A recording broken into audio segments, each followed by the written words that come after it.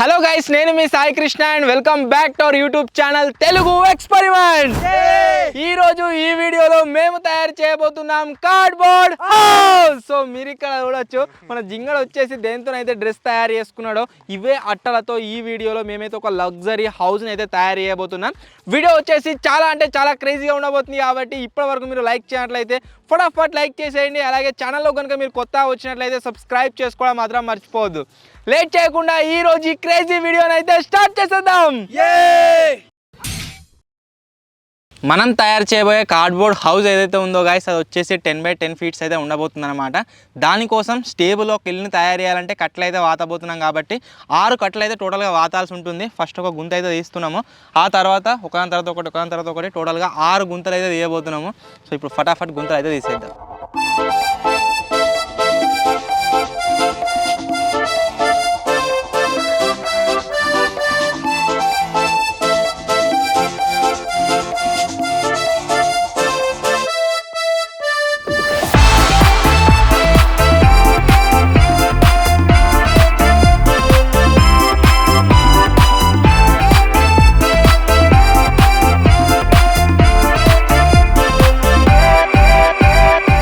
గుంతలు తీయడం అయితే గాయస్ అయిపోయింది. మీరు ఇక్కడ చూడొచ్చు, బ్యాక్ సైడ్లో 3 కట్టెలు నిలబెట్టినాం.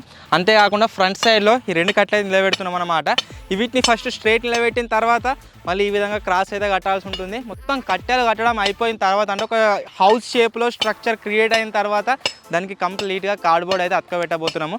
సో ఫస్ట్ అయితే కట్టెలు వాతున్నాం.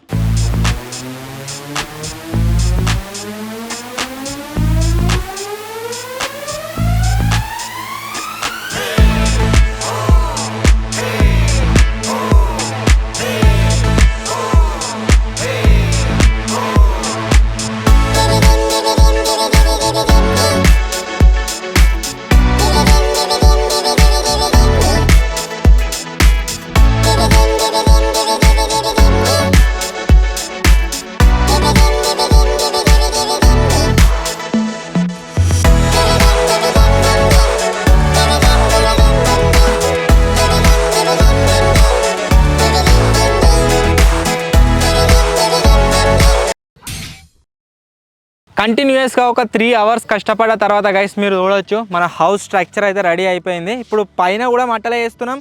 ఎవ్రీవేర్ ఈ ఇల్లుకు మొత్తం చుట్టూ అంతా మనమైతే అట్టలతో అయితే కవర్ అయితే చేయబోతున్నాం అనమాట. పైనుంచి ఇవి కింద పడకుండా ఆగడం కోసం ఈ విధంగా తాళ్ళు అయితే కట్టినాం. ఆ తాళ్ళ పైన అట్టలు అయితే వేస్తాం.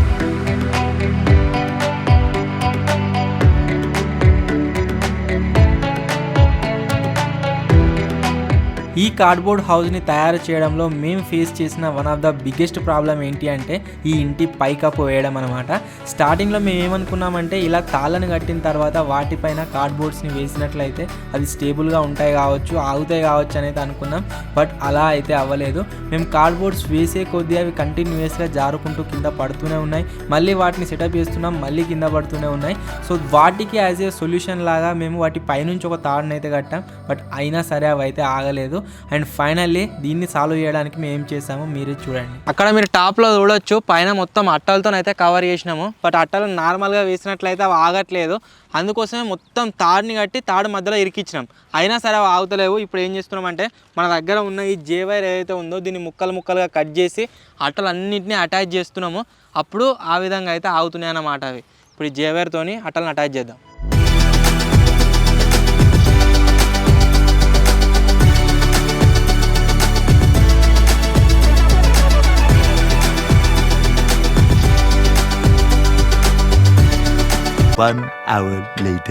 పైన మీరు చూడొచ్చు, కప్ వచ్చేసి కంప్లీట్ అయితే అయిపోయింది. ఇప్పుడు సైడ్లో గోడల కోసం అయితే మేము అట్టలను అటాచ్ చేయడానికి ఈ విధంగా తాళ్ళను అయితే కడుతున్నాం అనమాట. సింపుల్గా ఈ తాళ్ళను టైట్ చేసిన తర్వాత, ఈ విధంగా కట్టెలకు గట్టి టైట్ చేసిన తర్వాత వీటికి అట్టలను అయితే వేలాడదీస్తాం. ఒక గోడలాగా అయితే స్ట్రక్చర్ తయారవుతుంది. ఇప్పుడు మొత్తం తాడుని అయితే దుడుతున్నాం.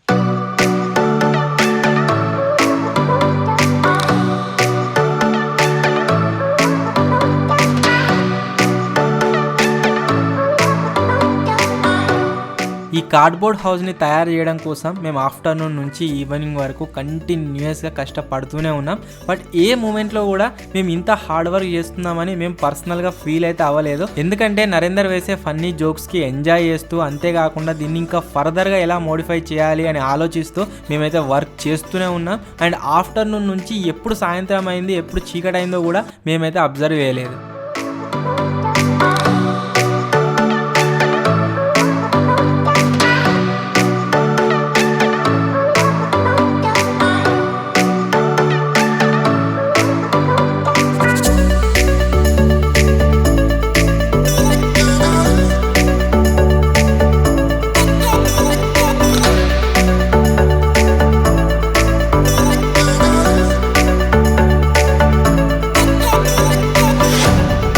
దగ్గర గైస్ ఒక 8 గంటలు కష్టపడ్డ తర్వాత మన కార్డ్బోర్డ్ హౌస్ వచ్చేసి మీరు బ్యాక్ సైడ్లో చూడవచ్చు. ఈ విధంగా అయితే రెడీ అయిపోయింది.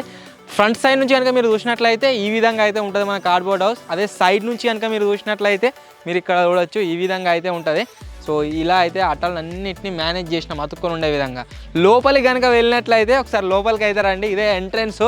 సో లోపలికి రాగానే మనోళ్ళు మొత్తం చలి పెడుతుందని మాఫియా అన్నారన్నమాట. గడ్డ అంతా తెచ్చి అంటిపెట్టారు, దాంతో మొత్తం పొగంతా నిండింది.